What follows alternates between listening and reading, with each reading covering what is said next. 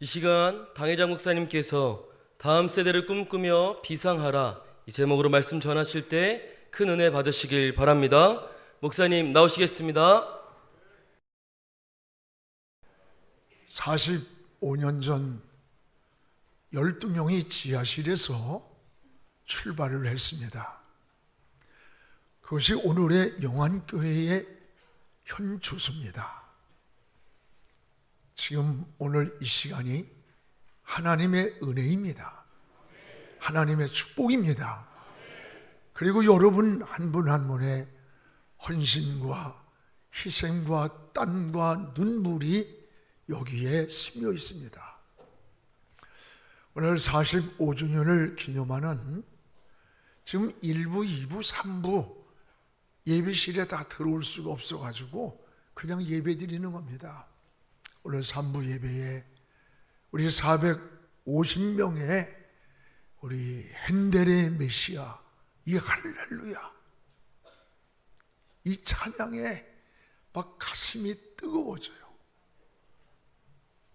450명의 우리 45주년을 기념하는 450명의 이 할렐루야 이 찬양 하나님께 큰 영광을 돌렸습니다. 하나님께 감사드리고 여러분께 감사를 드립니다. 이제 꿈을 꾸고 우리는 다음 세대를 향해 비상하면서 열방을 향해 나가기를 축복합니다. 우리는 꿈꾸고 하나님은 이루십니다. 사람은 꿈이 있어야 합니다. 꿈은 내일에 대한 희망입니다.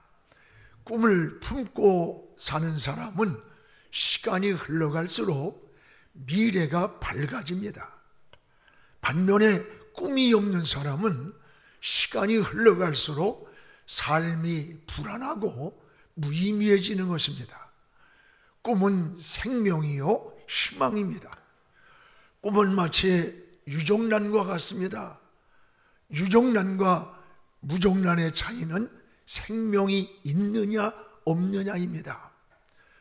유정란은 어미달기 21일만 품고 있으면 병아리가 나옵니다. 그러나 무정란은 썩어버립니다. 얼마나 오래 품었느냐가 중요한 게 아니고 그 안에 생명이 있느냐 없느냐가 중요한 것입니다. 바로 꿈은 우리의 환경을 바꾸고 사람을 변화시키고 세상을 변화시키는 에너지와 힘이 되는 거예요. 그래서 작가는 훌륭한 작품을 만들기 위해 꿈을 꾸고 또 사업가는 더 좋은 사업을 위해서 꿈을 꾸고 젊은이는 앞날의 미래를 위해 꿈을 꾸고 정치가는 더 좋은 정치를 하기 위해 꿈을 꿔야 합니다. 성경은 꿈이 있는 백성이 흥한다고 했습니다. 특히 우리 젊은이들은 꿈이 있어야 합니다. 그래서 10대는 꿈을 꾸고 20대는 꿈을 준비하고 30대가 되면 영향력을 발휘하라 이런 말이 있습니다. 그런데 요즘 시대가 참 어둡고 혼란합니다. 그럼에도 불구하고 우리는 꿈을 잃지 말아야 돼요. 또 꿈이 있어야 합니다. 나라도 꿈이 있어야 하고 교회도 꿈이 있어야 되고 가정도 꿈이 있어야 합니다. 환자가 희망을 잃는 순간에 온몸에 면역 기능이 떨어진답니다. 그래서 병이 급속도로 악화가 된다는 거예요. 우리는 실패가 있어도 꿈을 잃지 않아야 돼요. 가난해도 일어서는 꿈을 꿔야 하고 병들었어도 하나님이 회복해 주실 믿음을 가지고 꿈을 꿔야 되는 겁니다. 하나님은 꿈을 꾸게 하십니다. 그리고 그 꿈을 이루어 주시는 분입니다. 선지자 요엘을 통해서 하나님의 영을 부어준다. 그리고 너희는 꿈을 꿀 것이라고 했어요. 사도행전 2장 17절에 말세에 내가 내 영을 모든 육체에 부어주리니 너희 자녀들은 예언할 것이요 너희 젊은이들은 환상을 보고 너희 늙은이들은 꿈을 꾸리라고 세 가지를 약속을 했습니다. 하나는 자녀들은 예언한다. 이는 자녀들에게 미래의 꿈을 갖는다는 말씀이에요. 또한 젊은이들은 환상을 보리라. 이는 하나님의 영을 부어주실 때 젊은이들이 내일의 비전을 갖는다고 하는 말씀이에요. 또한 늙은이들이 꿈을 꾸리라. 여러분, 성도는 죽음이 죽음으로 끝나는 게 아닙니다. 영원한 천국의 소망을 꿈꾸는 겁니다. 그래서 인생은 늙어가는 것이 아니라 익어가는 것이에요. 여러분, 꿈은 내일에 대한 희망입니다. 내일은 오늘 준비하는 것임을 잊지 말아야 돼요. 오늘 해야 할 일을 우리는 미루지 말아야 합니다. 내일은 내 날이 아닙니다. 사는 날인지 죽는 날인지 좋은 날인지 슬픈 날인지 하나님만 아시는 하나님의 날이에요. 우린 내일에 속아서도 안 됩니다. 또한 과거에 집착하는 것도 어리석은 겁니다. 과거는 다시 돌아오지 않는 추억에 불과합니다. 대개 과거 이야기를 좋아하는 사람들 치고 현실이 부실합니다. 대개 나 때는 젊은이들이 가장 신한 게 나 때래. 과거 이야기 좋아하는 사람들 보세요. 현실은 뭐 하세요? 놀고 있어요. 우리에게 중요한 것은 오늘입니다. 지금입니다. 하나님은 과거를 묻지 않습니다. 내일에 대한 책임도 묻지 않습니다. 오늘 이 시간 어떻게 살고 있느냐가 중요한 겁니다. 오늘 여러분 최선을 다하십시오. 오늘 바로 사는 것이 중요합니다. 항상 기회는 지금이라고 생각해야 돼요. 우린 예수 믿을 수 있는 기회도 지금입니다. 기도할 수 있는 시간도 지금입니다. 전도할 수 있는 기회도 지금이고, 어떤 일을 결단하는 시간도 지금이 돼야지 내일이 되어서는 안 되는 거예요.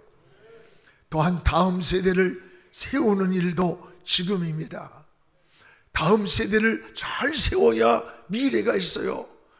그래서 우리는 코로나를 지나오면서도 우리 성도들이 마지막 인생을 떠날 때에 자기 주어진 것에 얼마를 100분의 1% 자식에게 99%를 유산으로 줄지라도 이 사회를 위해서, 우리가 하나님 나라를 위해서, 다음 세대를 위해서 드리자고 했어요. 100억을 준비하고 있어요. 여러분, 나라도 다음 세대를 어떻게 세워야 할 것인가 고민을 해야 할 때, 그런데 지도자들이 자기 이익만을 생각하고 나라가 어떻게 됐는지, 외교가 어떻게 됐는지, 안보가 어떤지 무너지든 너무 관심이 없는 것 같아. 참 기가 막힌 그런 오늘의 현실입니다. 오늘 용안교회에서 우리 성경적 세계관을 가진 젊은이들에게 정치, 경제, 사회, 문화, 교육 각 분야의 인물을 배출해 나가는 이런 꿈을 가지고 오늘 45주년을 준비하기를 축복합니다. 오늘 말씀은 이스라엘 백성들이 이 바벨론에서 포로 생활에서 꿈을 이뤘습니다. 세월이 지나도 희망이 보이질 않습니다. 몹시 절망하고 좌절하고 낙심하고 있었습니다. 하나님은 이런 모습을 이미 아시고 희망과 꿈을 주시는 메시지, 무엇보다도 과거는 잊어버리라는 거예요.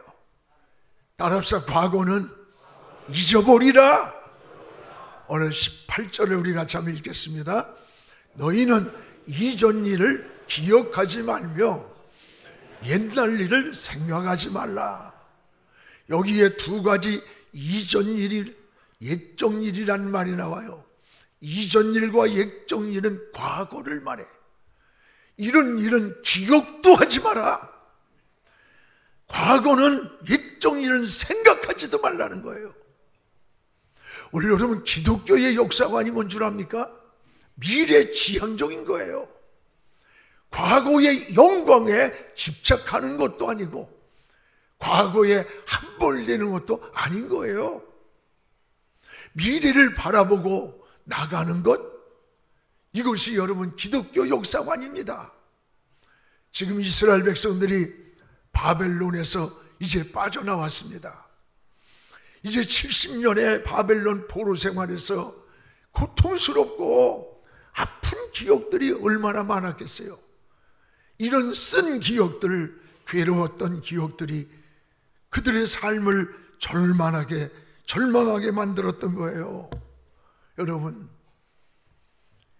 이런 과거에 발목이 잡히면 전진하지를 못하는 거예요. 여러분, 그 시대에 70년의 바벨론 생활의 트라우마예요. 해방이 되었어도 그들은 과거에서 벗어나질 못하는 거야.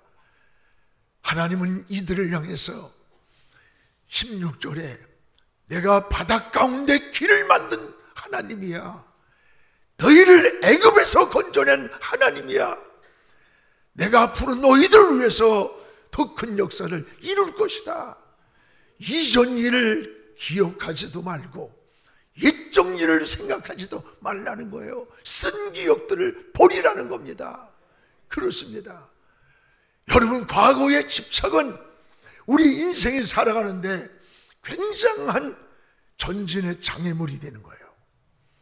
그래서 바울도 빌립보 3장 13절에 나는 아직 잡은 줄로 여기지 않고 미래지향적입니다. 오직 뒤의 것은 잊어버리고 과거는 잊어버리고 저 앞에 있는 푯대를 잡으려고 지금도 달려간다는 거예요. 이게 사도 바울의 황홀에서 고백한 거예요. 여러분, 쓴 기억들은 이제 빨리 잊어버리시기를 바랍니다. 믿음은 과거가 아닙니다. 미래지향적입니다. 여러분, 그런데 마귀는 자꾸 우리 마음속에 유익되지 않는 과거에 함몰시키는 거예요.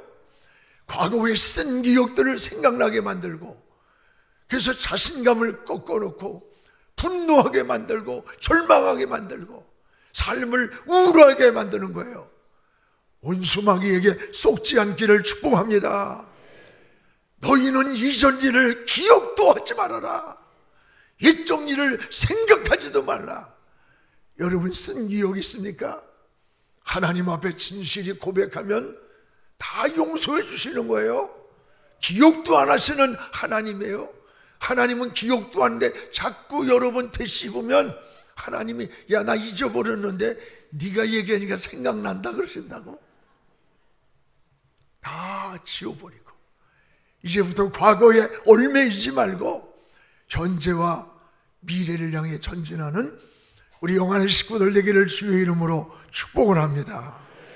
또 하나는 미래를 꿈꾸는 자, 바로 미래를 꿈꾸는 자가 그 시대 역사의 주인공이 된다는 것을 알아야 돼요.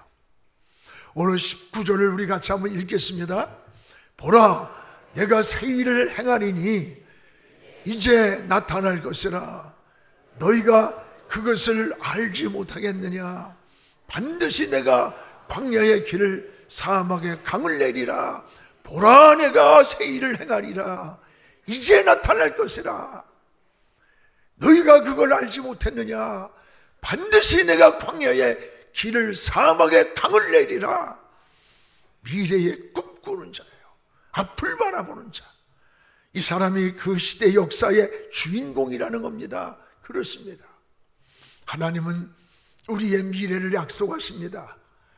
광야의 길을 만든다. 사막에서 강물을 내어 마시게 할 것이라. 오늘 바벨론 포로에서 빠져나온 이들을 향해서 주시는 미래의 꿈이에요. 힘을 얻고 용기를 얻고 비상하라는 거예요. 하나님은 전능하신 분입니다. 하나님이 주시는 희망의 끈을 놓치지 않기 바랍니다. 의사가 끝이라고 해도 하나님이 살려주면 사는 거예요. 세상이 다 사방이 막혀 있는 것 같아도 하늘이 열려 있는 거예요. 안 될 것 같은 일도 하나님이 하시면 되는 거예요. 믿음 속에 항상 꿈이 있어야 되고 소망이 있어야 되는 겁니다. 보라, 내가 새 일을 행하리라. 꿈을 주시는 거예요. 우리는 아무리 어려워도 동굴로 들어가는 게 아니에요. 터널을 지나는 거예요. 동굴은 들어갈수록 끝이 오고 절망이 오지만 터널은 인내하고 들어가면 새로운 세계가 열리는 거예요. 어떤 일을 하다가 어려움이 있고 여러분이 힘들어서 절망하지 마세요. 실패라고 하지 마세요. 인생을 실패라고 하면 창조적인 생각이나 의욕이 나오질 않아. 또 하나의 시험이라고 생각하세요. 새로운 디딤돌이 되어서 올라갈 수 있는 성공의 길이 되는 거예요. 우리는 긍정적인 생각을 가져야 돼요. 긍정은 믿음에서 나온 거예요. 하나님은 여러분이 꿈을 갖고 인생을 전진하기를 원하십니다. 그래서 하나님은 아브라함을 축복하실 때에도 동서남북을 바라봐라. 내가 바라볼 수 있는 것만큼 너와 네 자손에게 주리라고 했어요. 우리 영안교회도 45주년을 오늘 맞이하면서 다음 세대를 세우고 그리고 미래의 역사를 설계해야 됩니다. 새 성전을 준비하는 것도 우리만을 위한 게 아니에요. 다음 세대를 위한 우리 주님 오실 때까지의 준비이기도 합니다. 여러분도 자녀들에게 꿈을 심어주시기 바라요. 꿈을 자꾸 말해주고 키워주세요. 모세가 위대한 지도자가 된 것은 그냥 된 것 아닙니다. 여러분, 그의 어머니 요게벳이 젖을 먹이면서 민족 정신을 심어줬기 때문입니다. 내가 지금 애굽 왕자로 살고 있지만 네 몸속에는 히브리 민족의 피가 흐른다. 너는 지금 저 애굽인들에게 노역을 하고 신음하고 있는 저 히브리 민족이 바로 내 민족이야. 너 커서 저들을 구원해야 된다. 민족 정신을 심어준 거예요. 어느 날 밖에를 나갔는데 애굽 사람하고 히브리 사람이 싸우는 거야. 그럼 자기가 애굽 왕자니까 당연히 히브리 사람을 죽여야 할 텐데 보자마자 애굽 사람을 돌로 쳐 죽여버렸어. 왜 그랬을까? 어머니로부터 민족 정신을 배운 거예요. 그래서 자기 민족을 구원하려고 히브리 사람을 살리고 애굽 사람을 애굽 왕자인데 죽인 거예요. 훗날에 이스라엘 민족을 이끌고 출애굽하는 민족의 전에도 후에도 모세와 같은 지도자가 다시 남이 없다는 거예요. 위대한 민족의 지도자가 된 거예요. 여러분 자녀들에게도 꿈을 심어주시기 바랍니다. 장차 너는 훌륭한 인물이 되리라. 너는 훌륭한 사업가가 되리라. 너는 훌륭한 교육가가 되리라. 너는 훌륭한 정치가가 되리라. 올라같이 썩어 빠진 그런 정치가 그런 인간들 말고 나라의 역사와 미래를 꿈꾸고 키워갈 수 있는 훌륭한 정치가가 되리라. 여러분 하나님 앞에 훌륭한 목사가 되리라는 이런 꿈을 키워주시기 바랍니다. 여러분의 가슴 속에도 꿈틀거리는 꿈이 있기를 축복합니다. 이제 우리는 어떻게 그리스도인은 사느냐, 사는 방법이 뭐냐? 오늘 21절에 하나님의 영광을 위해 살아야 되는 거예요. 따라서 하나님의 영광, 이것이 우리는 삶의 목적이 되어야 되는 겁니다. 오늘 21절을 함께 읽겠습니다. 이 백성은 내가 나를 위하여 지었나니 나를 찬송하게 하려 함이라. 이 백성은 내가 나를 위하여 지었나니. 여러분, 이 백성은 하나님을 위해서 창조하셨다는 거예요. 궁극적인 삶의 목적을 우린 하나님께 둬야 되는 겁니다. 그래서 소요리 문답 1문이 뭔지 알아요? 인간을 지은 목적이 뭐냐? 하나님이 영광 받으시려고 인간을 지었다고 그랬습니다. 그렇습니다. 고린전서 10장 31절에 그런즉 너희가 먹든지 마시든지 무엇을 하든지 하나님의 영광을 위하여 하라. 먹든지 마시든지 내가 무엇을 하든지 하나님의 영광을 목표로 해서 인생을 살라는 거예요. 오늘 말씀도 이 백성을 나를 위해서 지었다. 그렇다면 지으신 이를 위해서 사는 것이 가장 가치 있게 사는 거예요. 오늘 여러분의 삶의 우선순위를 어디에 둡니까? 하나님께 정하시기 바랍니다. 내가 무엇을 하든지 하나님과의 관계를 우선순위에 두는 것이 바로 신앙입니다. 많은 인생의 문제들이 너와 나의 관계가 아닙니다. 하나님과 나와의 관계라는 것을 잊지 말아야 돼요. 영적으로 깨닫고 보면 하나님과 나와의 관계가 뒤틀릴 때 생기는 수직적인 문제라는 것을 알게 됩니다. 삶이 막히고 어려움을 당할 때에도 신앙에 눈을 뜨고 보십시오. 하나님과의 관계가 막혀 있을 때 모든 것이 막히는 거예요. 그래서 나라가 재앙이 올 때도 전염병이 돌 때에도 너희가 내 얼굴을 찾으면 내가 하늘에서 듣고 그 일을 해결해 준다는 약속 아닙니까? 오늘 하나님과의 영적으로 건강하지 못하면 가정도 생활도 건강한 삶을 누리지 못하는 거예요. 왜 불행한 삶인가 물으면 하나님과의 관계가 막혀 있는 경우가 많습니다. 하나님과 나와의 관계가 청명하지 못하면 삶이 흐리고 인생도 어두워집니다. 너와 나의 관계 이전에 우린 하나님과 관계가 바로 될 때에 바로 거기에 문제에 해답이 보이는 겁니다. 여러분, 하나님은 손에 다림줄을 잡고 계신다고 했습니다. 아모스 7장 7절에 보면 하나님이 다림줄을 잡고 서 있는 모습을 환상 가운데 아모스가 보는 거예요. 다림줄이 뭡니까? 다림줄은 저기다 못을 받고 줄을 내리고 쇠를 줄을 달아요. 그래서 모든 기준을 삼는 걸 다림줄이라고 그래.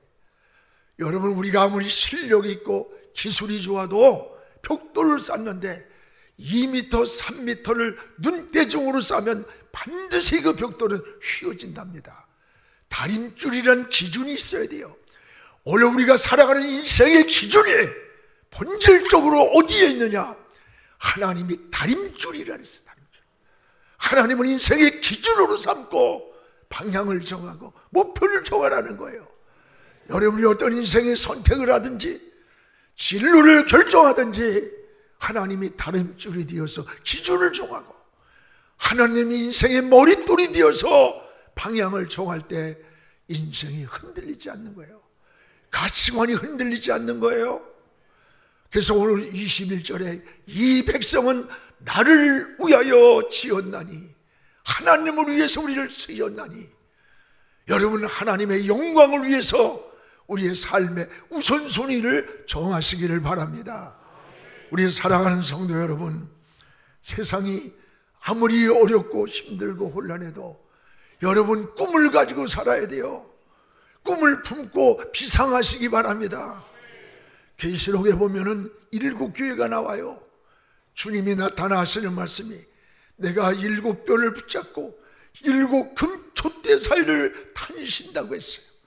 오늘도 7뼈를 붙잡고 7 금촛대 사이를 다니시는 우리 주님의 손이 여러분을 붙들어 주시고 우리 사회를 붙들어 주시고 한국교회를 붙들어 주시고 그리고 우리 민족을 붙들어 주시기를 주의 이름으로 축복을 합니다. 기도하겠습니다. 거룩하신 우리 아버지 하나님, 감사합니다. 오늘 45주년을 맞이하면서 하나님의 오늘까지 달려온 길이 하나님의 은혜였습니다. 하나님의 손길이었습니다. 우리 성도들의 헌신과 희생과 눈물이 이곳에 스며 있습니다. 주님, 저들을 축복해 주시고 저들의 주님 앞에 설 때에 저들을 우리 영안의 실로함입니다. 저들 주님의 수고를 보고할 수 있기를 원합니다.